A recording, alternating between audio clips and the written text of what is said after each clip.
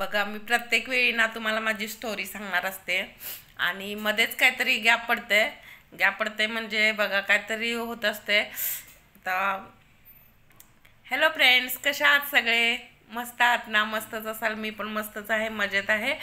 आणि सगळ्यांनी माझ्या यूट्यूब चॅनलला सबस्क्राईब करा. अ, जर आवडले व्हिडिओ तर शेअर करा. आणि मी माझी स्टोरी मध्ये मध्ये म्हणजे गॅप पडते कारण परत आता मला ॲडमिट व्हावं लागलं. परत मला ताप वगैरे सारखं येतोय ना, त्यामुळं. आणि हात बघा कसं झालं, हात अजून काय काम करता येत नाही, एवढं सूज आहे हाताला. अशी सलाईनमुळं ते काय म्हणतात ते सुई, नाही काय सुई घुसवलेली असते, ते सलाईनमुळं हाताला सूज आहे. आणि मध्ये आधे ना मग गॅप पडते ना, मग मी कुठंपर्यंत सांगितलं होतं ते पण विसरते. प्रत्येक वेळी असं होतं राहतंय. चला तुम्ही समजून घ्याल माझी.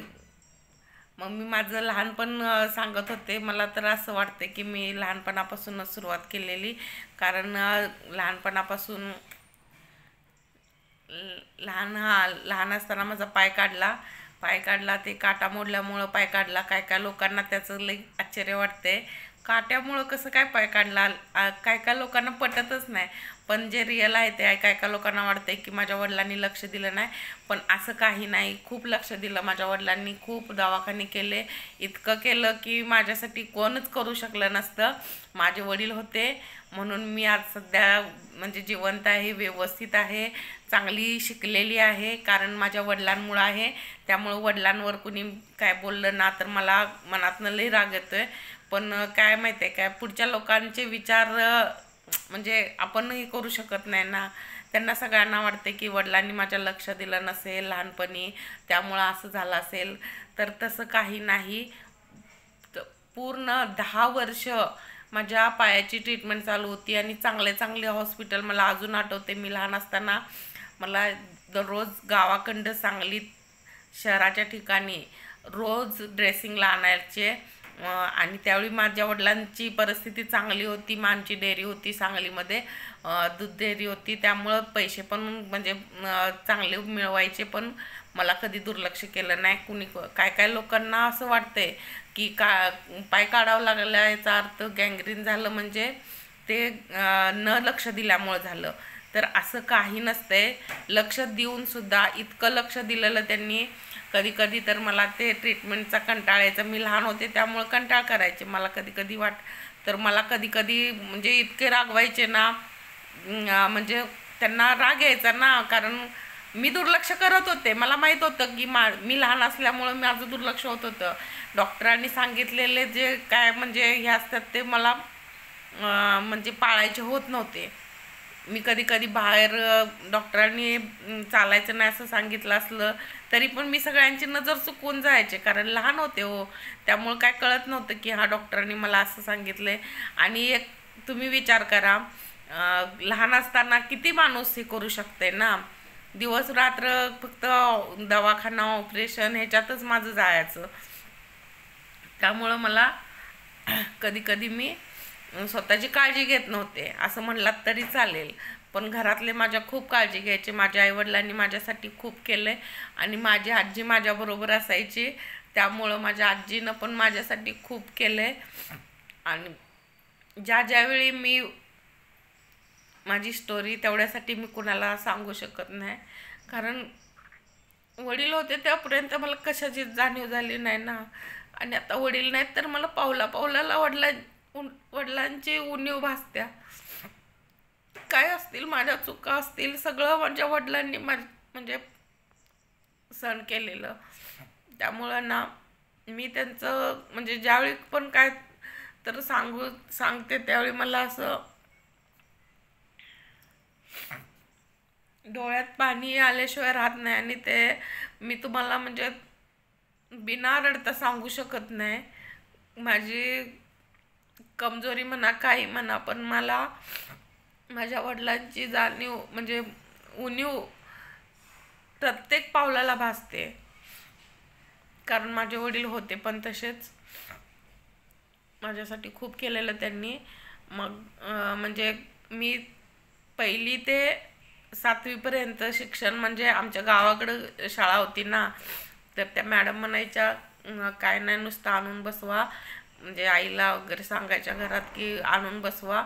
मग माझी शक्यतो आजीच यायची बरोबर, आई यायची नाही. आई कसं घरातलं काम वगैरे असायचं, घरात लहान भावंड होती, त्यामुळं आई एवढं येत येत नव्हती. आणि त्यानंतर 7वीपर्यंत शिकले. 7वीत असताना मग परत माझ्या पायाला मोठी जखम झालेली.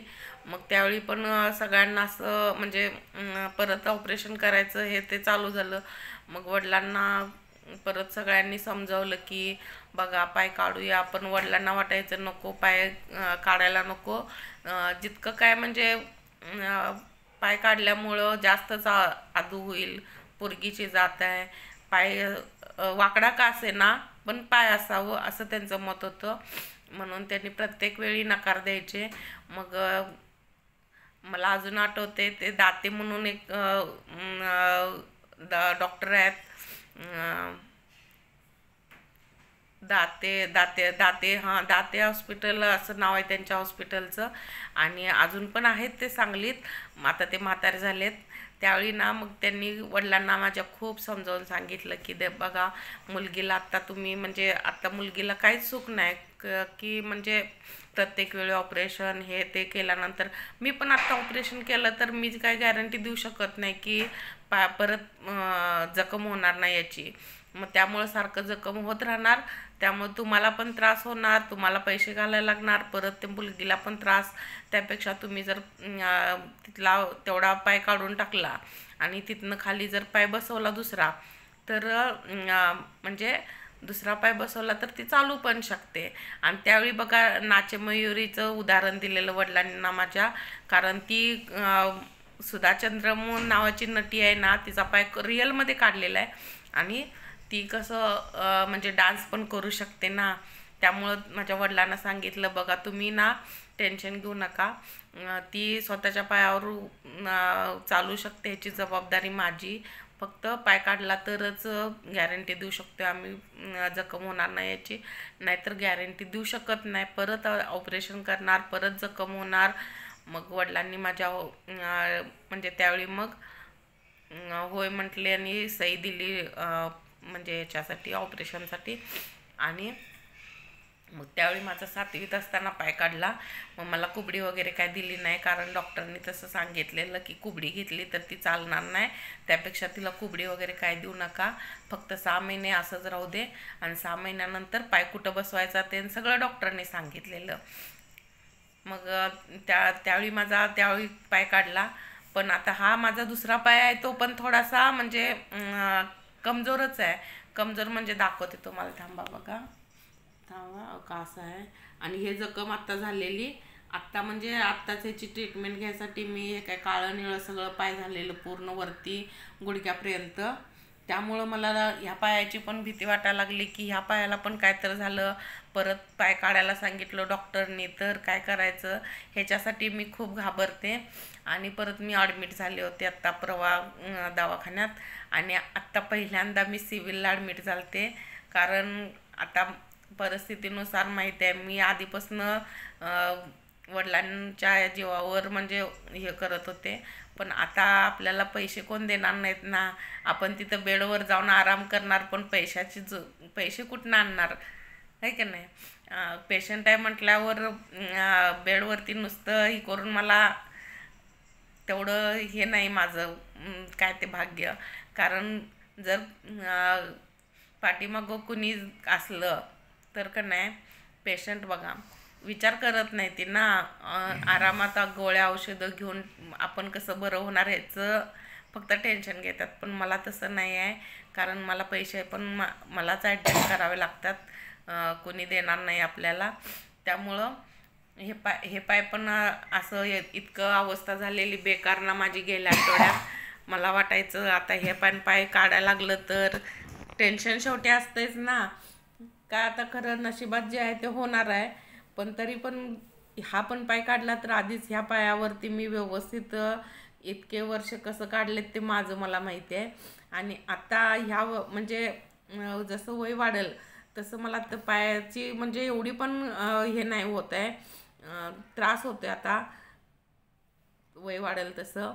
आणि त्याच्यामुळं मला आता काठीच्या आधारावर चालायला लागते आणि मी काठी घेऊन चालते बरं का. मला आता ह्या 6 महिन्यात तर मला अजिबात बिना काठीचं बिना आधाराचं म्हणजे मनापासून पण मला वाटते की हे होत नाही आहे मला. कारण बाहेर गेलं की असं वाटतंय की मी पडेन का काय.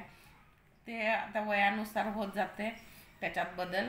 खरं मी लहानपणापासून फक्त पायावरती चालले. आणि तो पाय तर कुणाला पाहिजे असेल तर मला कमेंटमध्ये नक्की सांगा. जयपूर फूट कुठं मिळतोय, कसं बसवायचा, काय तुम्हाला पाहिजे ती सगळी माहिती देते मी.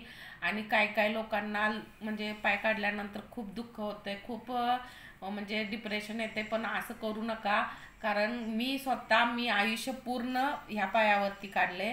माझं पाय अजूनसुद्धा तुम्हाला सांगते, माझा पाय काय म्हणतात ते जयपूर फूट आहे. जयपूर फूट घालते मी. आणि जयपूर फूटच्या व्यतिरिक्त मला कुठलाही पाय ते नवीन नवीन टेक्नॉलॉजीचा वगैरे पाय मला काय म्हणतात ते कम्फर्टेबल वाटत नाही. मी त्या पायावरती चालू शकत नाही थोडक्यात. म्हणजे मी खूप वेळा प्रयत्न पण केलेत, पण मी नाही चालू शकत. भरपूर टेक्नॉलॉजी आहे त्याच्यात. आधी मी म्हणजे 10वीच्या आधीपर्यंत मी एकदा दोनदा ते अमेरिकन पॅटर्नचा एक पाय होता. म्हणजे तो कसं होतं, त्याला बुटासारखं होतं, फक्त लाकडाचं होतं. पंजा त्याला असं हे नव्हता. आत्ता पंजा कसा आहे माहिती आहे काय, आत्ता दाखवते तुम्हाला बघा. पंजा माझा असा आहे, तुम्हाला ओळखणार पण नाही की हे बघा, हा पाय माझा आहे पंजा.